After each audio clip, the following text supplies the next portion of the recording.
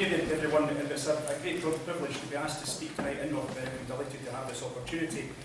I can sum up why I want to vote yes in a minute or so, which is essentially that we should show self-respect, we should take responsibility for our own affairs, we should do what we have to do, and we shouldn't let someone else tell us what we should be doing, coupled with a profound belief that Scotland has the potential to take control of its own affairs, to take all of the powers that are required to turn Scotland into a better, a fairer and a wealthier country. But of course, being a lawyer, if the fee's right, it would take a bit longer than that. What I've got is 10 minutes. What Alan didn't mention is one of my other hats is that I'm chair of a Burns Club in Musselburgh, and one year, about 3 or 4 years ago, Alan was good enough to come along and give us a very excellent immortal memory. As Robert Burns said, "The wad some power the gift he gave us to see ourselves as others see us. It wad from money of wonder free us and foolish notion." And it seems to me that this debate, in large measure, is about how we, the people living in Scotland, see ourselves. 240 years or so on from that, I'm afraid to say to Mr Burns, and I wouldn't say to him if he was here, that we still are not in a position to see ourselves properly as others see us. But I think we can look at where we are. Are we content with the constitutional status quo? Do we want to change it fundamentally or radically? Or do we just want to fine-tune it, to recalibrate it, to fine-tune the current arrangements? Now, to know where we are today, of course, without seeking to be patronising in any way, we need to know how we got here and where we came from. Now, that could take a very long time. But I thought, given that I'm starting with a quote from Burns, that it might be useful to start at the age I was when Burns wrote that poem, which was 27, the age of 27, and that takes us back to 1988. Now, in 1988, Scotland was a very different world from the world we have today. And I'm not just talking about the constitutional situation within the United Kingdom. We had the Soviet bloc, the Iron Curtain, we had apartheid South Africa, and we had the Troubles in Northern Ireland, for example. All of those seemed intractable problems. It seemed to be impossible to imagine that any one of those things would be resolved. Never mind, find ourselves in the situation we have today, where whilst they're not completely resolved, the transformation has been quite remarkable. We also, of course, have things like pubs full of smoke, and most pertinently to what I've got to say is that Margaret Thatcher had 9 years of power behind her. Now, that Scotland was different to the rest of the United Kingdom was recognised not just by self-regarding people who believed in independent Scotland, who thought that maybe we had a more communitarian approach to the rest of the United Kingdom, but was recognised by a series of relatively benign Scottish secretaries, George Younger, Malcolm Rifkind, Ian Lang, who did their best to moderate the effects of Thatcherism in Scotland. But their efforts could only mitigate the effects to a limited extent. In my view, and I don't think there's very much doubt about this, the catastrophic rapid deindustrialisation of Scotland and the bloody-minded introduction of the poll tax to Scotland first, of all the places in the United Kingdom, amongst other similar policies, meant that by the time Michael Forsyth took over as Secretary of State, he of course was a zealous Thatcherite. The term democratic deficit was well and truly understood north of the border. In other words, we weren't getting the government we voted for, and this was beginning to have a very deep effect on Scotland. Because of that, in large measure, the devolution argument, the pro-devolution argument, gained traction. By 1997, Tony Blair, somewhat diffidently, as a new Prime Minister, oversaw the setting up of 1998's referendum, which of course led to the setting up of the Parliament at Holyrood. Now, I think, even amongst those who were firmly and emphatically, and in some cases passionately opposed to the establishment of a Scottish Parliament, Holyrood is widely regarded as a success. But today, bringing us up to date from 1988, the term democratic deficit is now even more crisply relevant than it was then, in the 1980s and 90s, because today we have one Tory MP and we have a Tory-led government in London. So in my submission tonight, we have not moved forward one iota in relation to that particular issue.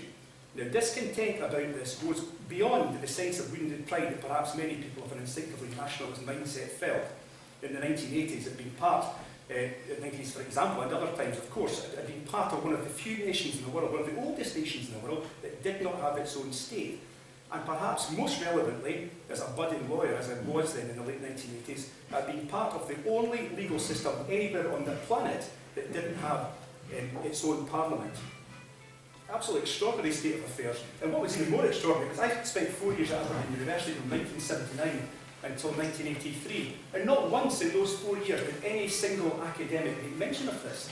And I did raise it, and I was just met with a quizzical look.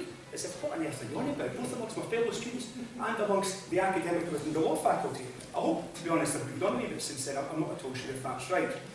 So, the discontent went beyond that sense of wounded pride, as I put it. And today it goes beyond that to a recognition of the deep implications of not having a full set of powers. Essentially, we don't have the tools to carry out the work which we choose to carry out. Now, Alan has made mention of the fact that I was involved with the school board and then the parent council of Pinkie St Peters and Musselburgh. I've only got 10 minutes, I'll give you one example of what I mean by that. There was a strategy identified by successive Scottish administrations, and I have to say that included the Labour then executive and then the SNP government. The 10 years I was involved covered both regimes, which was an early year strategy to try to intervene in relation to the lives of very young children pre-school, because it was recognised that there was a cohort of children who were underachieving, and many of the problems were already set in place by the time these kids were exposed to the formal education system, and by then the recognition was that it was too late to deal with it. Now, there were genuine committed efforts, I have to say, by Labour, at the Labour executive and by the SNP-led government. And the tools we had available were obviously primarily education. We also had social work, and we also had the NHS, and all of those have devolved.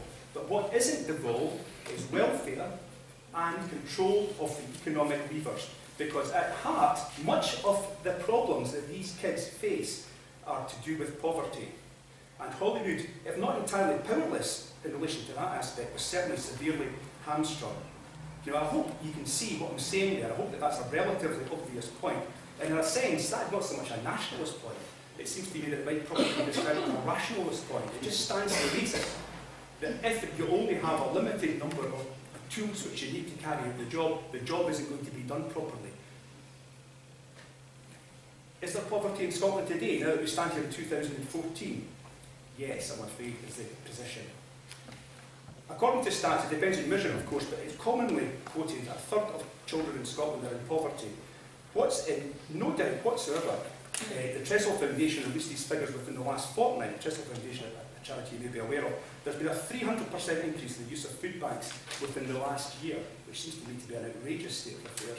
And all of this is happening in the United Kingdom, which is now apparently the fourth most unequal country in the world. Now that, frankly, is not a country I want to live in. It's not a country I have to live in. This is, in my opinion, a shameful state of affairs, particularly when one looks at the potential that Scotland has. The OECD has said that an independent Scotland might be expected to be the 14th richest country in the world. The Financial Times placed us in the top 20 as an independent country. We should be doing so much better by our children, and as I say, we simply don't have the tools to carry out the work. The potential that Scotland has cannot be doubted. We have huge gas and oil reserves. We have 25% of the wave and tidal potential in the European Union. We have 10% of the wave power potential. We have a highly successful set of industries. The whisky industry is incredibly successful. There's a massive export market there, and it's growing quite significantly. We have incredible food. Scots beef and shellfish is world renowned. You can go across the world, you can see lorries leaving Scotland, shellfish lorries to go to Spain, from places as far away from Spain as Barra. We have world-class universities, and we have a long-established legal system which is European compliant. That's to say, it's already as compliant with European Convention on Human Rights. And just in relation to that, as a lawyer, it worries me that last year at the Tory party conference, Theresa May came very close to giving an undertaking that one of the things she intended to do was to take the United Kingdom out of the European Convention on Human Rights framework. And as we move on here, I'll just pause to speculate. Why would the European Union not want such a state to be a member? Why wouldn't it want Scotland to be a member with all that potential there? And in relation to Europe, if you ask a legal academic about it, or you ask 6 legal academics, you get 6 different answers. And I think David Martin, the Labour MP, to refer to within the last 2 or 3 weeks, made a perfectly reasonable point about this, which is, of course, Scotland will end up part of the European Union. Exactly what process those negotiations will take is unclear. Exactly how long those negotiations will take is perhaps uncertain, but it will undoubtedly come to pass that we will remain part of the European Union. Contrast with the situation that we have in the UK at the minute. If we have a referendum, a UK referendum on Europe within the next 18 months or 2 years or so, who's to say what the outcome of that will be?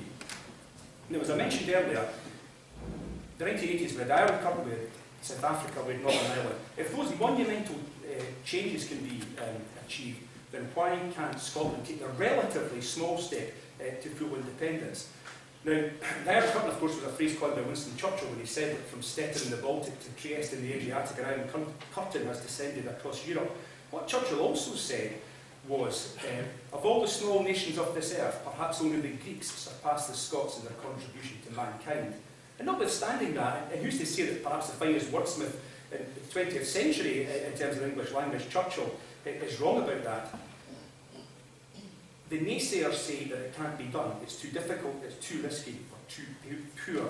Well, let's look at some of the other small nations in Europe which have made a success of it. Norway, Sweden, Denmark, Luxembourg, the Netherlands. I picked 5, I could have given you more than that. And one of the reasons I picked those 5 is because when I was doing a bit of research for this talk tonight, I came across the fact, which I sort of have known, that these 5 were the first 5 countries in the world to reach the UN target for international development aid contributions. I don't think we should shy away from the opportunity to do something like that. I think we should be proud. We would be proud if we came into that category. We should be positive and brave about Scotland's future. Let's aim to follow their example by matching that. And let's also set an example, and I don't shy away from this either, by insisting on the removal of indiscriminate weapons of mass destruction from a site 25 miles outside our biggest city. That is Let's be positive, let's be brave. Let's set an example to the rest of the UK in the event that we do get independence by getting a written constitution which guarantees human rights, so that Theresa May or her ilk, or goodness forbid, a UKIP Home Secretary, set about destroying them. Let's be passionate about giving opportunities to our young to be educated, giving opportunities to our workers and our entrepreneurs to create wealth, and let's be compassionate about how we handle that wealth. And finally, let's do it now. Let's do it this year. Because I'm convinced that if we don't get it this year, we'll get it eventually. Because the analysis by Michael Forsyth, already criticised him, his analysis was absolutely correct. He said, basically, if you let the devolution genie out of the bottle, then it's going to come into independence in due course. That train, if it leaves the station, has one destination and there's no return ticket. Compare that to the absurd assertion by George Robertson, who's of course distinguished himself recently with further absurd remarks in 1997, that devolution will kill nationalism stone dead. Sorry, George, that is completely and utterly wrong. So we can either do this by the gradual accrual of extra powers, and that's already pretty much guaranteed, it would seem, if we're to believe what the Lib Dems, the Tories and Labour say. We're going to gradually get more powers, we'll get there eventually, but I frankly don't want to be making this sort of speech in 20 years' time if I'm spared. Let's make it soon, let's make it the 18th of September. Vote yes. Thank you.